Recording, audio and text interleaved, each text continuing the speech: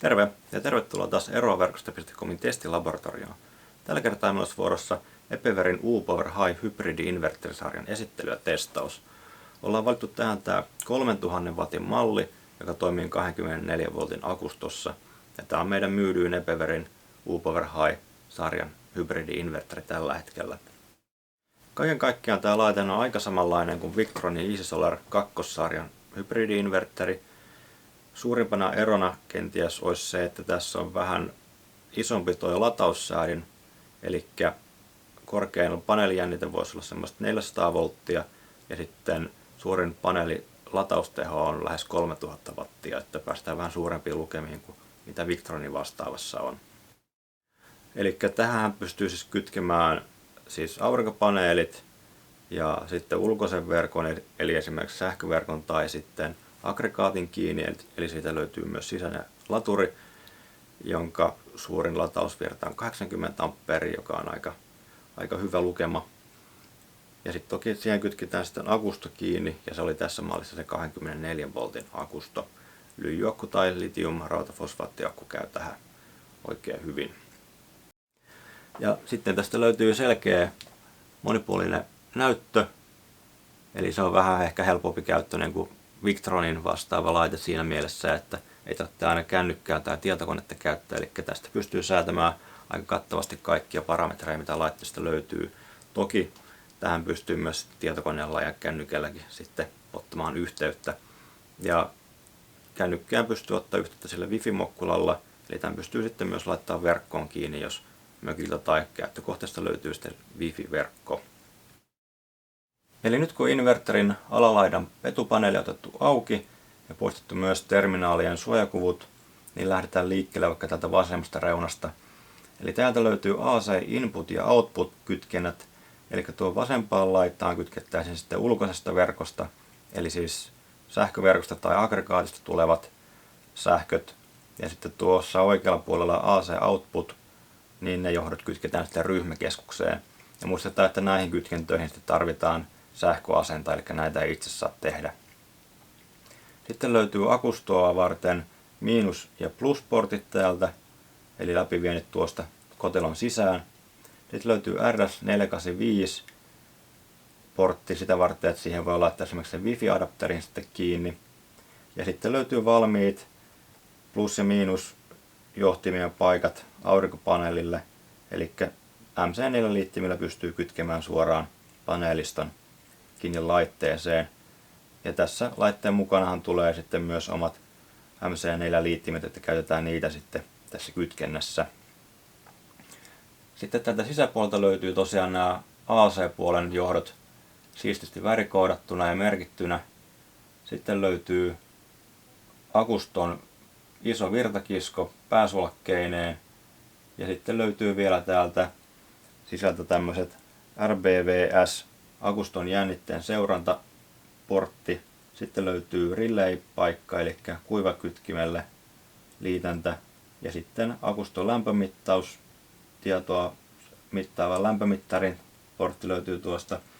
Ja sitten löytyy B-linkki, eli jos käytössä on semmoinen litium-rautafosfaattiakusto, jossa on BMS, johon pystyy kytkemään tuollaisen datakaapelin, niin sen pystyy sitten laittamaan tuohon porttiin kiinni. Todennäköisesti kuitenkin se vaatii siihen väliin vielä Epeverin BMS Link adapterin, että se tiedonsiirtoprotokolla on sitten sellainen, että tämä laite ymmärtää tätä viestintää. Sitten jos lähdetään katsomaan tätä laitetta ulkopuolelta, niin tätä oikealta puolelta löytyy päävirtakytkin ja sitten näppärästi on laitettu kaikki nuo vikailmoitusviestit avattu tuohon, että näkee lyhenteestä, että mistä voi olla kyse, ja sitten myös tähän kuvattu yksinkertaisesti, että missä järjestyksessä ja miten kytkennät tehdään tähän laitteeseen. Sitten täältä laitteen toiselta puolelta löytyy ulkoisen verkon sulake, malli ja tämmöinen automaattisulake, ja sitten löytyy ihan perus tyyppikilpi, josta löytyy laitteen pääparametrit ja sitten mallinumero. Sitten laitteen takaa löytyy sitten itse seinäkiinnitystelineet, eli ne on tässä nyt käännetty sisäänpäin kuljetustilaa akustustilannetta varten.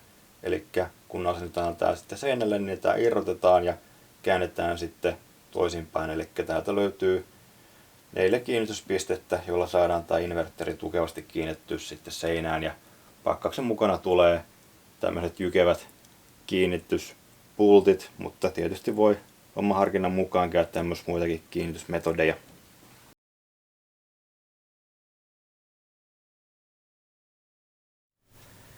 Eli nyt on hybridi-invertteri kytketty kiinni akustoa ja voitaisiin hetki viettää sitten aikaa tämän laitteen monitorin kanssa. Eli tästä nyt nähdään, että aurinkopaneeli ei tuota virtaa tällä hetkellä akustoa, koska sitä ei kytketty kiinni. Ei myöskään ole ulkoista sähköverkkoa kiinni järjestelmässä. Akuston tila näyttää tällä hetkellä tyhjää, koska se on just kytketty kiinni se akusto tähän laitteeseen, sitä ei ole kalibroitu. Eli se kalibroituu siinä vaiheessa, kun latausjännitteen myötä akuston jännite nousee sinne korkeammalle mahdolliselle tasolle, tai sitten jos vedetään alijännitesuojaukseen asti, eli tyhjennetään akustoa, niin sitä kalibroituu siitäkin kautta nollaan. Eli tässä nyt nähdään, että akustosta menee sitten inverterille virtaa, joka sitten muutetaan DC:stä AC:ksi, eli vaihtovirtapuolella nyt ei ole tällä hetkellä kuormaa ollenkaan. Ja nähdään, että inverteri on sitten päällä, ja se voidaan sitten halutessaan sammuttaa tuosta AC out-painikkeesta. Näin. Ja sitten voidaan myös laittaa se takaisin päälle pitämällä AC out-painiketta hetken aikaa pohjassa. Sitten tässä alarivillä nähdään sitten noita erilaisia tietoja järjestelmän tilasta. Eli AC-puolella hertsilukumäärä on nyt 50. Watteja menee ulos 0, kuten myös ampeeria. Jännite on 220 volttia. Akuston varaustila nyt oli tuo 2%, eli sitä nyt ei ole kalibroitu. Lämpötila 24 astetta ja 0 ampeeria ja 26 volttia. Sitten sähköverkosta on tullut 0 kilowattituntia ja tällä hetkellä 0 wattia ja 0 ampeeria. Ja paneelipuolella näyttää myös nollaa. Sitten voitaisiin käydä hetki läpi noita asetuksia. Eli painetaan pitkään aikaa tätä Set Enter-painiketta pohjassa. Ja tässä nyt aukeaa ensin näitä perusasetuksia, jossa on esimerkiksi akkutyyppiä ja latausmoodia ja lämpötilatietoja sun muuta tämmöistä peruskauraa, mitä pitäisi olla. Mutta meitä kiinnostaa nyt aluksi tämä kohta 6. Eli saadaan tämä varsin rasittava ääni pois päältä. Se piippaa jo kaikisen painalluksen kohdalla. Näin.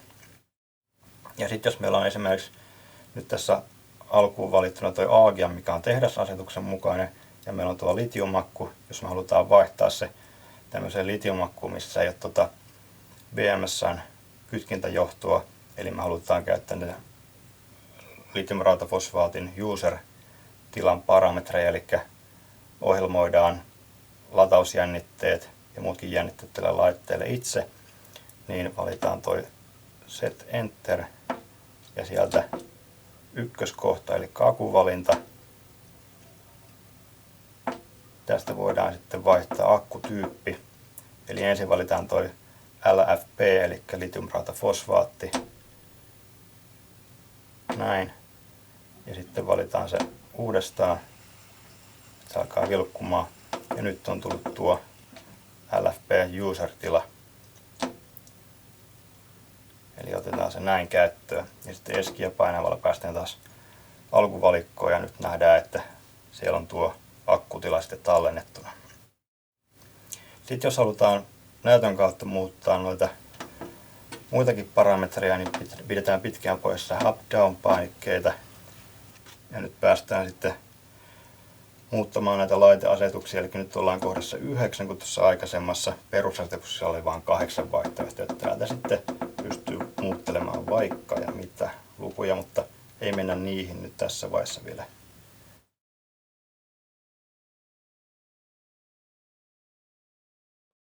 Niin voitaisiin ensin puhua tästä Epeverin DP9 Wi-Fi-adapterista, jonka kautta asetusten muuttaminen on huomattavasti helpompaa kuin tuolta näytön kautta. Eli jos mökiltä löytyy sitten Wi-Fi-verkko, niin tämän laitteen voi laittaa sitten pilveen niin se on sitä kautta sitten helppo seurata ja muuttaa niitä asetuksia. Mutta jos on kännykkä, niin pystyy sitten valitsemaan näppärästi Solar Guardianista tuosta etusivulta Local Connection. Valitaan sitten Wi-Fi ja Add. Valitaan sitten tuolta laitelistalta haluttu laite, eli U-Power High. Ja sitten valitaan tuo 10. Ja sitten tämä laite haluaa tänne oman Wi-Fi-verkon, eli se on tuossa tuo ylin HN. Ja sitten salasana löytyy tuolta pohjalta, joka on lähtökohtaisesti 1, 2, 3, 4, 5, 6, 7, 8. Ja sitten valitaan, että yhdistä. Sitten palataan takaisin ja Confirm ja yhdistä. Ja nyt on tämä laite tullut tänne listalle. Ja täältä sitten pitäisi tulla tietoon näitä jännitetietoja esimerkiksi ja kaikenlaisia muitakin oleellisia akkutietoja esimerkiksi. Samat asiat, mitä tuolta näytöstä näkee. Ja sitten Parameter Settings, ja täältä sitten pystyy näppärästi muuttamaan erilaisia akkuparametreja. Helpompi tänne sitten kirjoittaa niitä kuin tuossa näytön kautta sitten räplätä. Sitten voitaisiin katsoa, että miten tämän laitteen ohjelmointi tapahtuu tietokoneen avulla. Eli siis mukanaan tulee näppärästi USB-kaapeli, joka kytketään sitten tietokoneeseen. By the way, Victronille tämä vastaavanlainen datakaapeli maksaa sen 100 €. Niin, eli Solar Guardian tietokoneohjelmalla pystytään muuttamaan näitä parametreja todella näppärästi. Eli kun tämän ohjelman on ensin ladannut ja asentanut koneelle, niin tässä on pari juttua, mitä kannattaa nyt sekata alkuun. Eli valitaan tältä hausta laitehallinta. Ja valitaan täältä sitten toi portit kohta. Ja katsotaan, että mihin tämä laite on kytketty. Eli tällainen tuote pitäisi löytyä portista numero 6 tällä hetkellä. Eli valitaan täältä Communication Parameters, Serial Settings. Ja laitetaan tänne sitten, että tämä laitetaan kohtaan 6. Valitaan se. Näin. Sitten tähän kohtaan 6 lisätään laite. Laitetaan sille nimeksi vaikka testi. Ja koska meillä on sitten tämä U-Power High-tuote, niin valitaan tuolta 10. Ja sitten valitaan täältä listasta UP High. Ja serial port oli se 6. Ja valitaan se. Näin on sitten laite kytketty kiinni. Ja se on siis tosiaan ollut päällä tässä taustalla koko ajan. Ja täältä nyt nähdään näitä batteri-akustoarvoja ja kuormaportin jännitteitä ja lämpötiloja, mitä nyt ikinä tarvitseekaan. Ja Parameter Settings -kohdasta sitten pystyy muuttamaan useita erilaisia parametreja, mitä nyt tarvitsee, ja aika paljon myös semmoista, mitä ei välttämättä oikein tarvitakaan. Mutta esimerkiksi jos haluaa vaihtaa nyt jotain maksimin latausvirtoja tai muuta tämmöistä ihan käytännön juttuja, niin tuosta sitten pystyy niitä valitsemaan. Eli täällä nyt on akun oletustyyppinä SLA, niin jos halutaan vaihtaa se tähän litiumiin, valitaan se tuosta. Oikeasta alakulmasta valitaan One Click Send.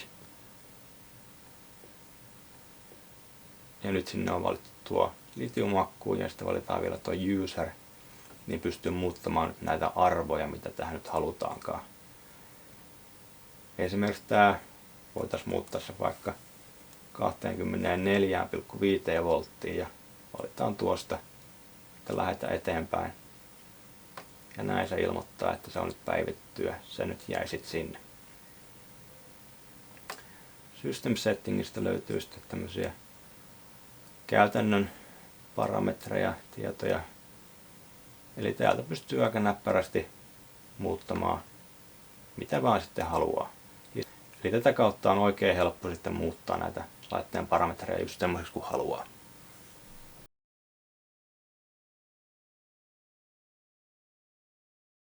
Sitten voitaisiin testata, että minkälaisia tyhjäkääntökulutusvirtoja tällä hybridi-inverterillä on. Eli meillä on tässä Engifarin 100 Amp-tunnin 24 voltin litiumrautafosfaattiakku, joka on kytketty sitten tähän hybridi-inverteriin. Ja meillä on tässä välissä vielä tuommoinen 150 ampeeri pääsulake. Eli jos sulatka laittaa päälle, niin nähdään, että virran kulutus on noin 0,07 amperia, vaikka pääkytkin ei ole vielä edes päällä. Laitetaan se päälle.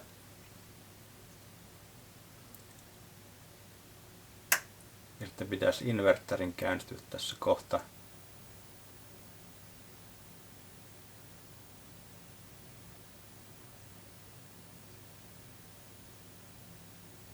Näin. Eli tyhjä käyntikulutusvirta on noin 1,78-79 ampeeria, kun inverteri on päällä. Sitten kun otetaan inverteri pois päältä,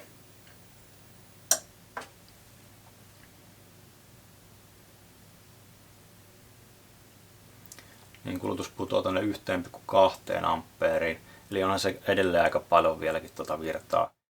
Eli tämä virrankulutus erottaa tämän aika pitkälti tuosta Victronin Easy Solarista siinä mielessä, että Easy Solarissa se lataussääde on täysin erillinen yksikkö periaatteessa siinä. Eli kun sammuttaa sen inverterilaturin siitä pois, niin sinne jää se perus normaali Smart Solar lataussäädin, joka vie sitten muutamia kymmeniä milliampereja. Niin se on kyllä näppärä ominaisuus siinä mielessä, että jos on esimerkiksi mökillä ja sitten lähtee sieltä pois, niin pystyy jättämään pelkästään sen lataussäätimen sinne päälle. Kun tässä pitää periaatteessa koko laite jättää päälle. Toki sen inverterin voi sitä sammuttaa pois, mutta silti se kuluttaa se 1,2 amperia koko ajan.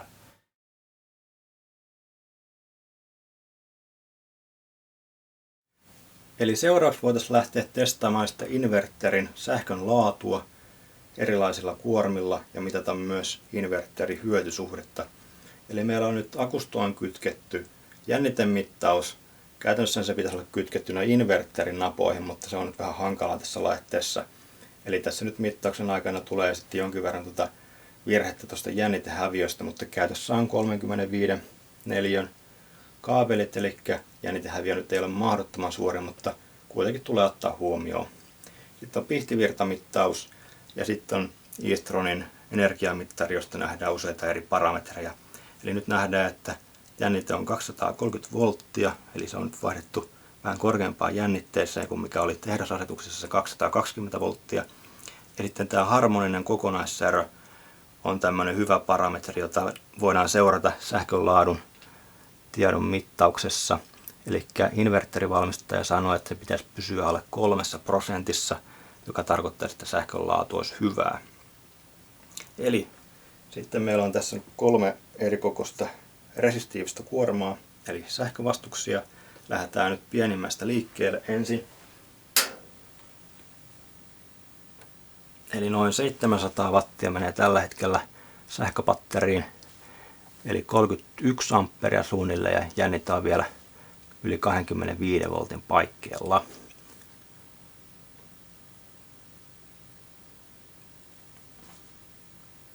Ja sitten tuo harmoninen kokonaissärö pyörii siinä 2% tuntumassa, eli ihan hyvällä tasolla edelleen.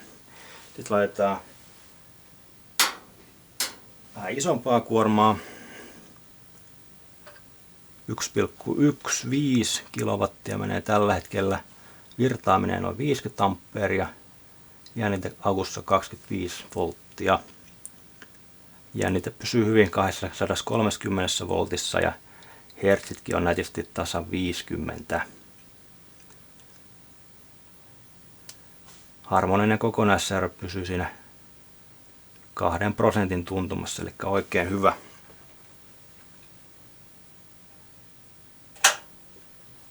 Sitten vielä isompaa kuormaa, eli vähän yli 2 kilowattia menee tällä hetkellä.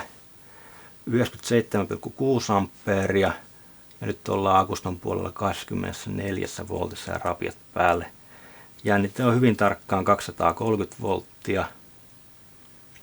Harmoninen kokonaissärö pysyy keskimäärin alle 3%. Eli oikein hyvähän tämäkin tulos on. Ja näistä voi sitten laskea sitten sen hyötysuhteen eri kuormille.